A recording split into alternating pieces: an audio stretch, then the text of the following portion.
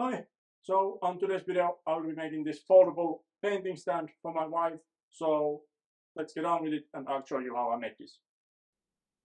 I will be making the painting stand out of Finnish birch that I have as a leftover from older projects, and that's why it's already planed down.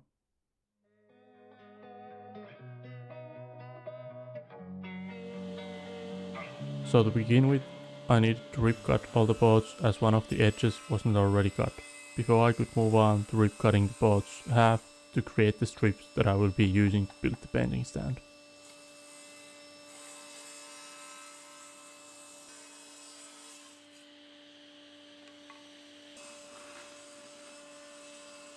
Once I had all the pieces cut, it was time to start figuring out the layout for the stand. I don't really have an exact idea on how this is supposed to be done, but I have looked at some reference pictures online and my wife has a smaller tabletop painting stand that I've seen. My idea was that the frame would be built out of 3 vertical pieces with one being higher than the 2 others that would be the legs. Then attaching all the pieces to one another with 3 horizontal pieces, one being the stand part where the painting canvas would stand on. And to mention, my wife doesn't know that I'm building this to her, and I will surprise her later on the video with the stand as she's thinking that I'm building a stool for myself for the workshop. To join the pieces together, I decided to go with half lap joints. I have not tried this joinery before on my project, but I thought that this would be a strong way to join the pieces, and as I need to make quite a few of them, it would be a good practice as well. To mark down where to cut the joinery, I first laid the horizontal piece on top of the vertical ones, and then with the angle finder I made sure that the angle of the joints will be the same on both legs. My initial idea was to cut the joinery with the table saw, but after cutting the first cuts I realized that I would need to change the guide between the legs, and because of that it would not be as easy and accurate as I thought. So instead of the table saw I decided that I would make the joints with a handheld router. And because I had made one cut on the table saw to the other leg in a way that it had the wrong angle, I had to mark new lines for the joinery.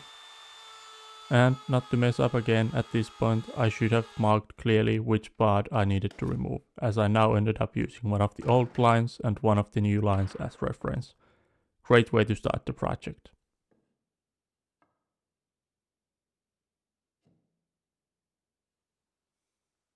But after having messed it up on the first leg, the second one worked out nicely. And as you can see here, I did not cut right into my lines with the router, but left little wood next to the lines that I will be taking off with a chisel. Up until this point, I had marked my cut lines with a pen, but to make it easier with a chisel, I made a small cut with this marking tool that I have on my combination square. It's only kind of a small needle, and I definitely need to get a marking knife as it would be much easier to make lines like this with it. And using a knife for joinery layout, it's much more accurate than using a pen, and it gives a small cut to put the chisel and saw blade into. While I'm doing that, I think this is a good point to remind you that if you are enjoying this video, remember to leave it a like and subscribe to see more videos like this.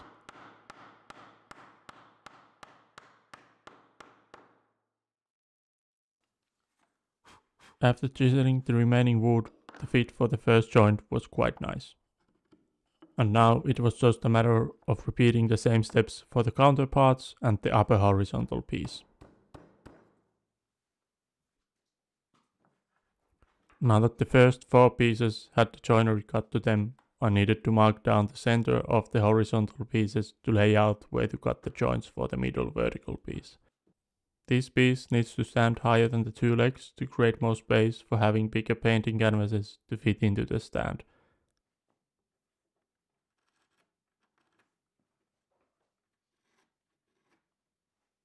Then it was just a matter of rinse and repeat of routing and chiseling.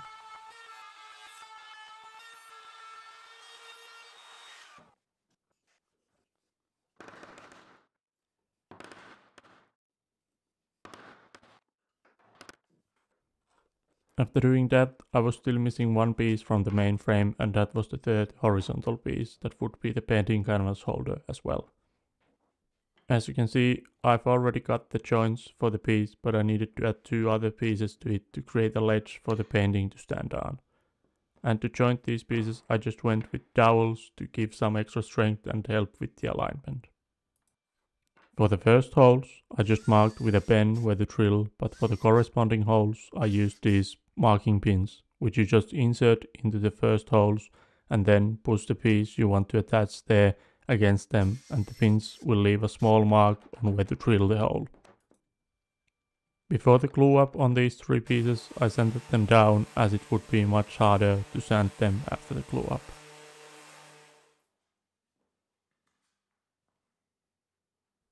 Next, I needed to start thinking how to attach the third leg to the frame and to make it in a way that it can be folded against the main frame for easier storage.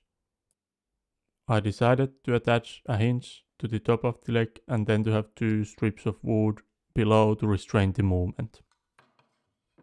For that, I needed to drill a hole on the centerpiece of the main frame to attach the strips there as well, and I needed to do that before the glue up because I would not be able to fit a drill in between the frame after. And don't worry if it doesn't make any sense now, it will later when I'm assembling the whole thing. Once I had the hole drilled to the main frame, I was now ready for the glue up.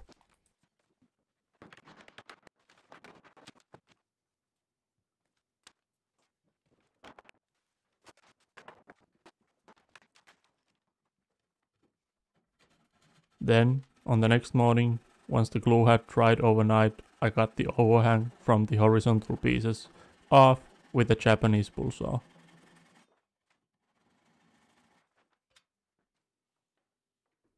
Now, I could also attach the hinge I mentioned previously, and then decide how long the third leg would need to be to get a good angle for the stand when it is standing.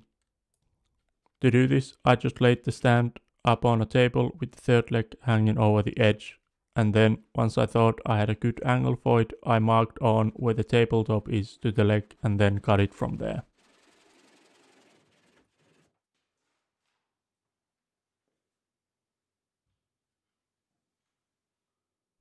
And now to the strips that would restrain the movement on the leg as I mentioned earlier.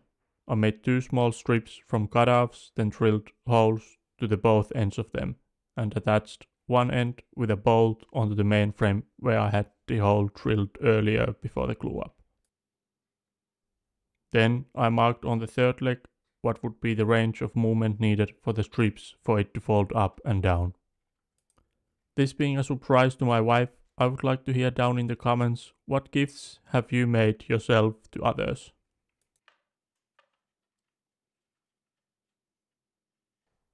But now, before starting to make the gap into the leg, I decided that not to ruin the surprise for my wife, I would surprise her now as the stand was able to stand on its own.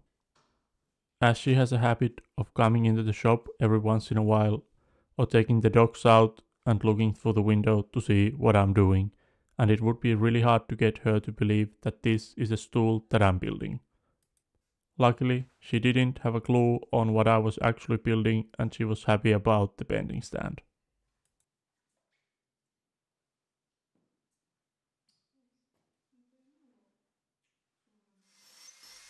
Now that done, it was time to start making the gap into the leg.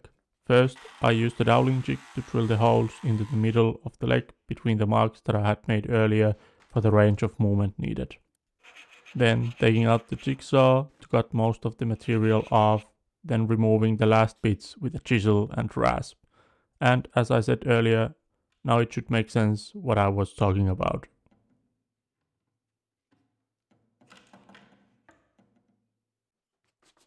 If you know anything about painting stands, you might realize that I am still missing one important thing from the stand, and that is the top support for the painting canvas.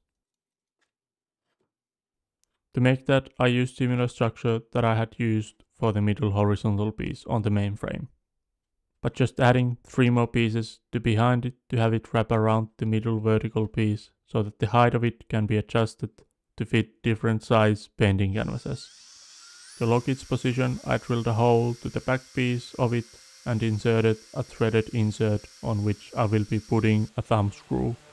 And don't worry, thumb screw doesn't need to be really tight so it won't break the middle vertical piece.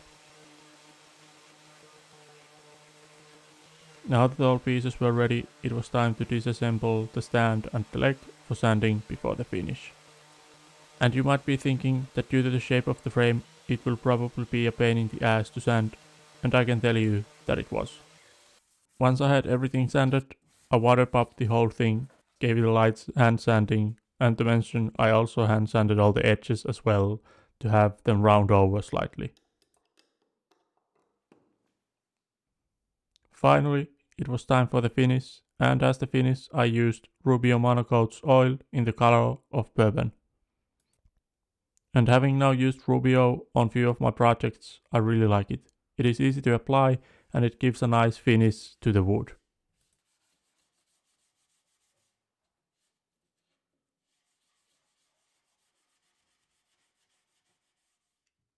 After letting the finish dry for a couple of days, it was time to assemble the stand and give it to my wife. To mention, I added washers between the strips and the frame to let it move more easily when folding the leg up and down, and it seems to work really nicely.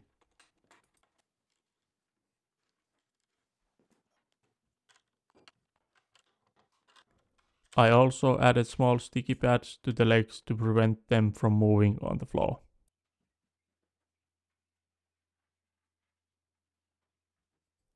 And now the project is done. I really like the way it came out, it looks nice and it's sturdy enough to hold bigger canvases as well. It was a good practice on the joinery and a nice, kind of a smaller project, at least on the wood consumption perspective. And most importantly, my wife likes it as well.